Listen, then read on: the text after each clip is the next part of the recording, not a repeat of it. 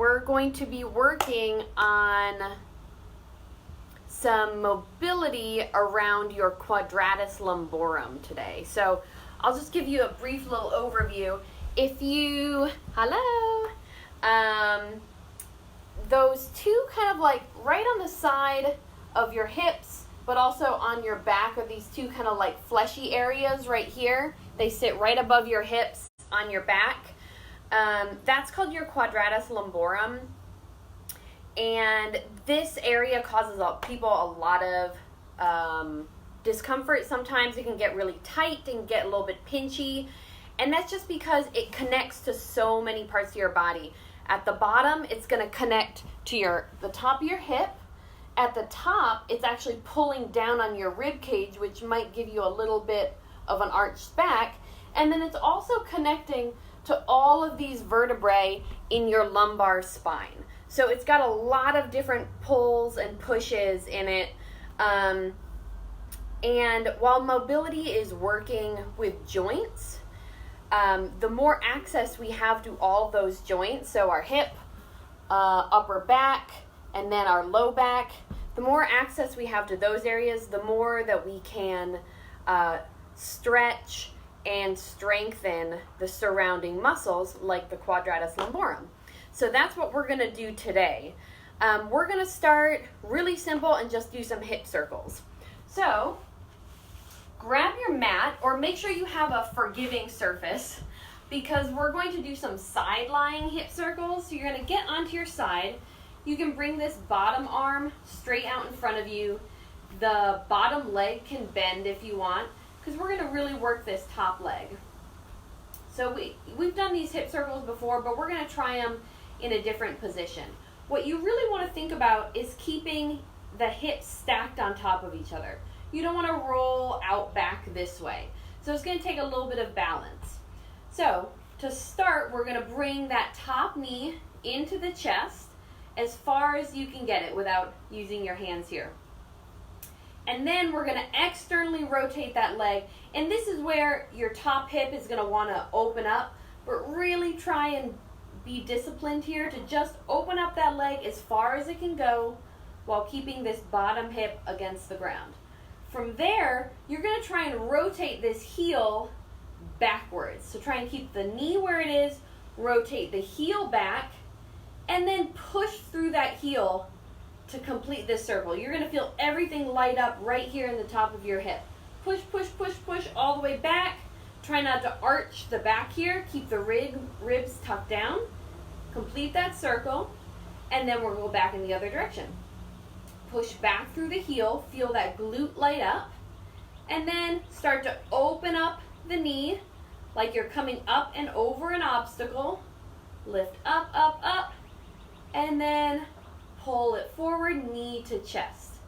We're going to do 4 more of those. You guys go ahead and start doing those on your own. And really what we're doing here is we're trying to go as slow as possible and bring our awareness to our hips. So see where things start to get sticky. If you're rushing through this, you won't be able to notice when things are challenging or when they're easy. Back through that heel, back in the other direction. Up and over that obstacle. Good. And I really encourage you to bring not just awareness, but maybe some curiosity. I think curiosity is the best way to look at this, because then we're not judging.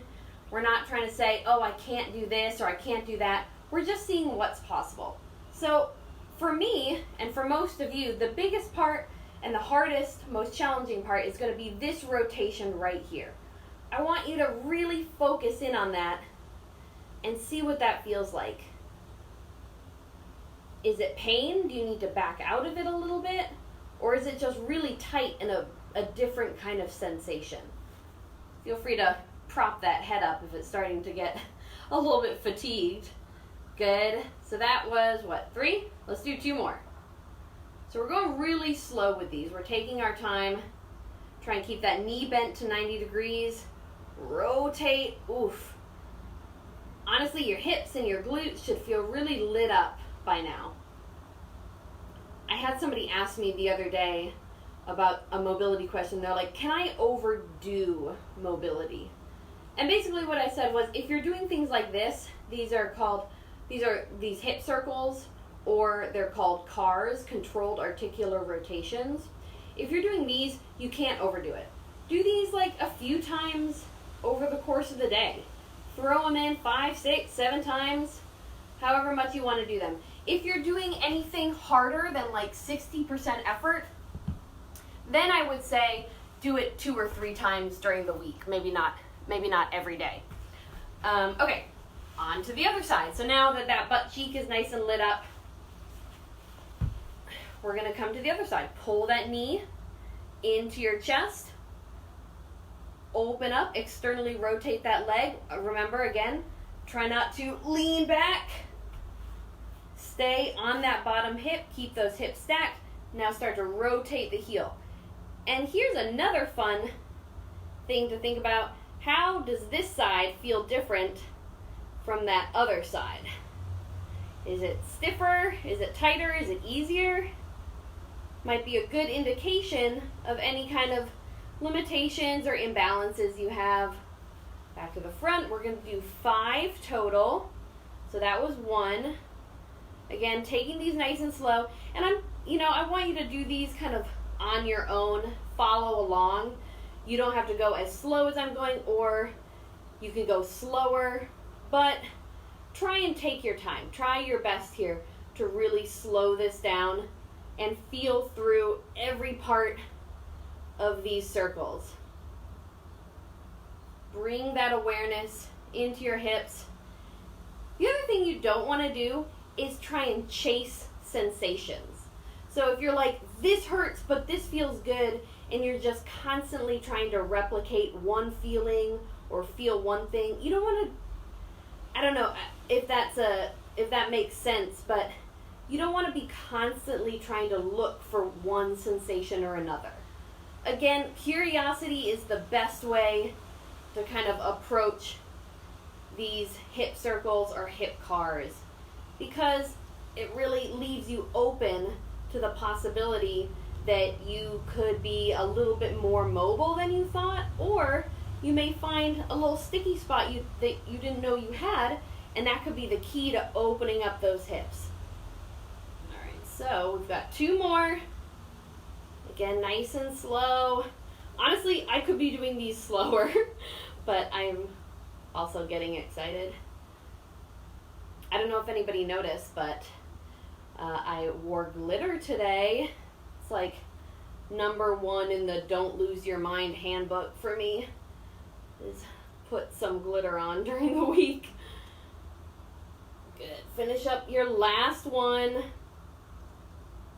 Oof, things are lit up now. Okay, good. If you want, you can come up, you can shake out the hips a little bit, give them a little bit of a roll.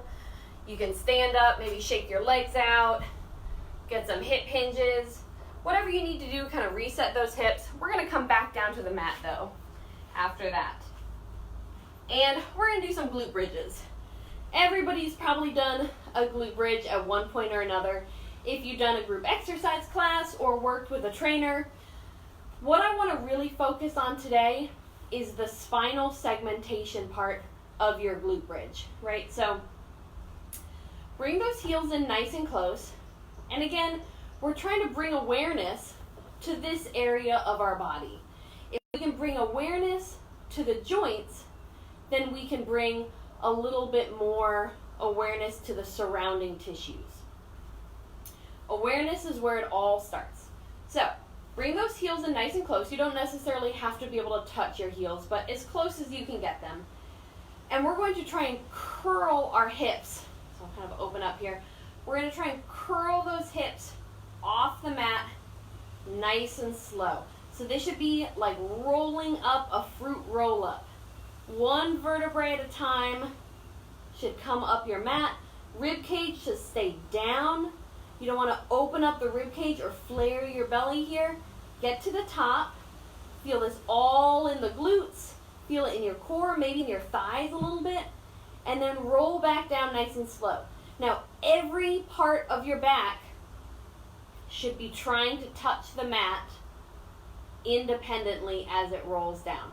So you should be like if you know anything about your vertebrae, you could be like, okay, I've got L5, L4, L3, L2, you know, just kind of walk it down your back and finish with the hips. If you notice that your hips hit the ground before, let's say, your lumbar spine or maybe even your mid-back, that just means you need to, again, bring a little bit more awareness there, and we're just going to start trying to generate a little bit more of a neural pathway to those areas.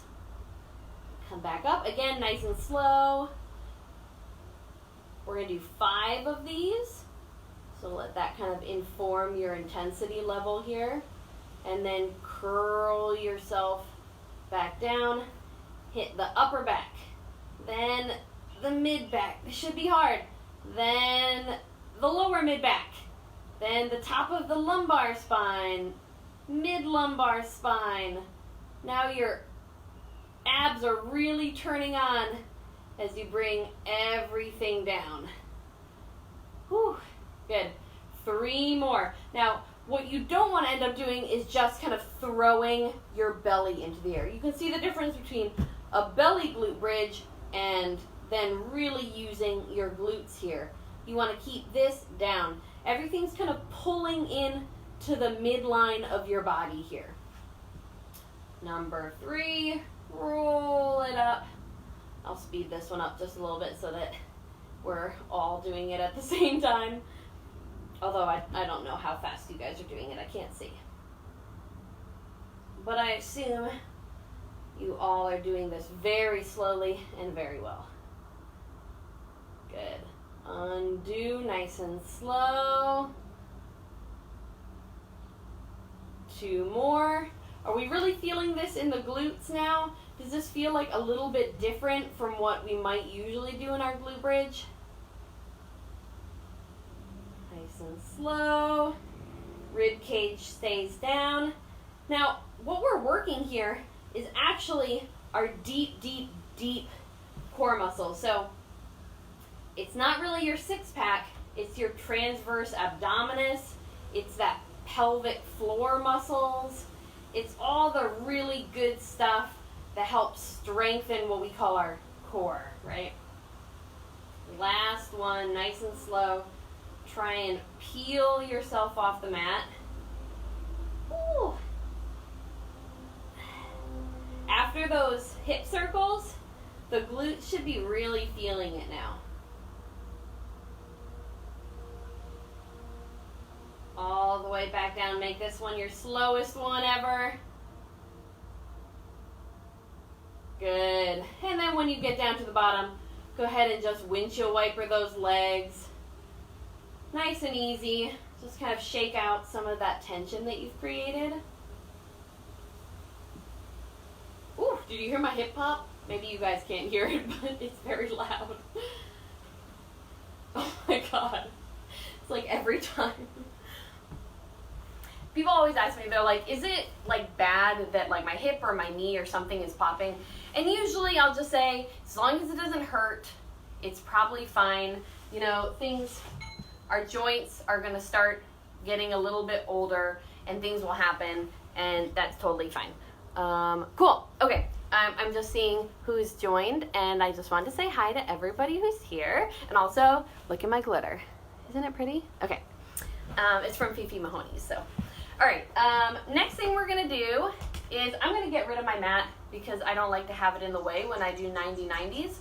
We're gonna do a few 90-90 flips to kind of finish us off here, and then we will end with a nice good stretch. That's not necessarily a mobility exercise, but it feels good, and everybody likes a good stretch. Thank you, Laurel. Okay, so let's get ourselves set up. What you're gonna do is try and find yourself 2 90-degree angles with your legs. This one coming back, this one right in front. The more you bring your heel into your hips, the easier it will be. So see if you can get those 90-degree angles. Now, if anything hurts, if there's any kind of pinchy pain, you're definitely gonna feel a stretch and a strain right in this back hip. But if you're feeling any kind of nerve tingle or anything that's pinching on the inside of these hip flexors, just bring those feet in just a little bit. You can always ease into this posture. You don't have to go full into a perfect 90-90 right away. For example, I bring my front leg in a little bit because I have a little bit of nerve impingement when I do external rotation, so sometimes my foot will go numb. Nothing, but I feel like I should feel all my extremities, right? That seems right. So I'm gonna look over this front leg, and we're just gonna do some little twists and stretches here. You can keep your fingertips on the floor. We're going to come over that front leg, get a little stretch in this external rotator of your hip. Come back up. We're going to twist to face this back leg. Feel this internal rotation here. If you want, you can even get a little extra by turning your thigh meat into that stretch. And then we're going to twist to the other direction. Now this is when you're going to feel this stretch in your QL, and then also this hip is going to feel really lit up here. Good. We're going to come back to the front, and what we're going to start to do is pull this front knee down to the ground as hard as you can. Try not to let it pop up. Really get some activity going in between your knee and the ground. Hold that there. Back knee is going to now start to kind of peel up. We're going to slowly peel this knee up, trying to keep this leg on the ground. I'm going to bring my arms out for a little bit of balance and stability, and I'm going to see how high I can get this knee before this one has to come up. And that's going to be how I'm going to switch to the other side. See how that works? I'm going to turn to face you guys, but just imagine that I'm staying in one place and that you guys are in a 3D view of my house or whatever.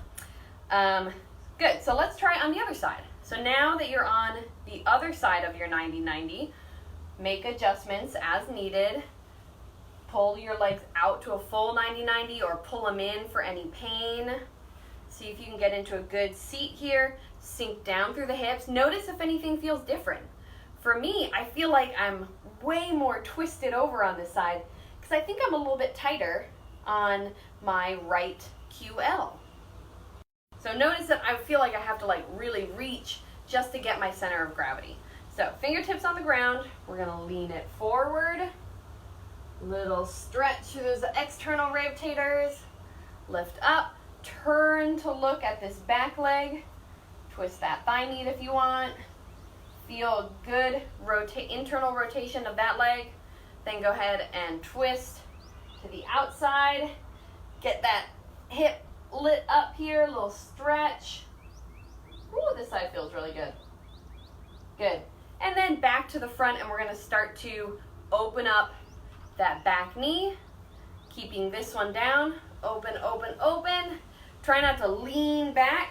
Try to stay upright here. Imagine you've got a pole and you're just hugging that pole so that you can stay upright. And then let that guide your flip to the other side.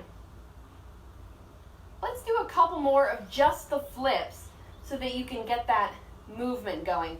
And can you see my feet here? Okay, good, I'll back up. What you want to do is you want to rotate through the heels. So try not to switch the feet like this. Try and roll through those heels as you do it. So back to this side, pull the front knee down, lift the back knee, find your range of motion. So if you're here and you're like, I got nothing left, go ahead and do that flip. If you find that one side has a little bit more range of motion, lean into that, really push it a little bit farther and over to the other side. Good. Let's do 2 more flips on each side. Pull, pull, pull.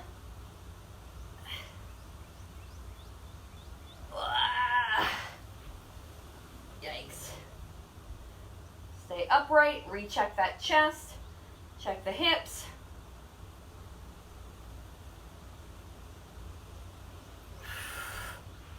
Good, one more each way. We're gonna end up facing the direction that we started in. Ugh. Good. Sorry about my terrible sound effects. Last one. Open it up, really push. Good. Whew. And breathe. Bring those legs out in front of you. Shake out the knees. Lean back into your hands if that feels good. Just kind of release some of that tension. And to finish, as promised, we're going to do a little stretch. Now, if you want to hold this stretch for a little bit longer, I would say go for it. You're not going to get a ton of tissue change from just a stretch, unless you're holding it 3-4 minutes. However, it feels good. It's a good way to try and relax into a stretch, encourage your muscles to let go for a little bit. So that's where I think the benefit of a stretch really comes in.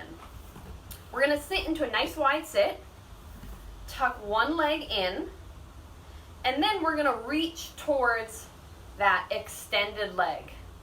Opposite arm is going to come behind the head because we're going to really think about twisting the chest up to the ceiling as we bend towards our extended leg. You can do like one of these stretches if that's what you like to do. For me, my hand starts to get tired up here. My arm gets tired because my shoulders aren't super flexible. So I'd rather just get that twist by bringing my hand behind my head. But if this feels more comfortable, do it. What I don't want to happen is for you to end up just facing that front leg, because now it's just a hamstring stretch.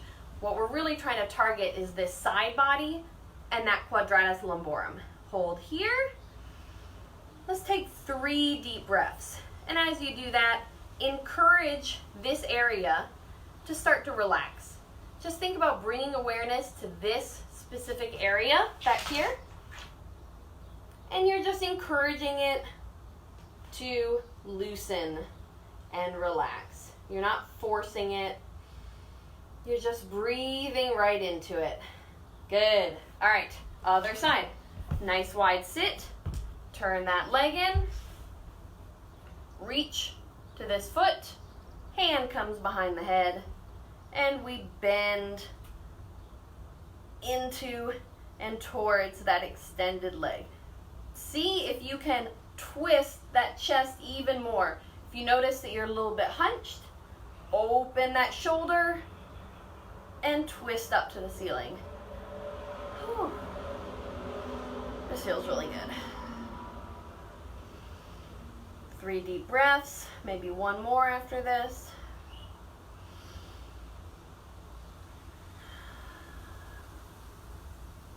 Awesome, and come on out of it. Good job, guys. That was really good. I felt really good about that.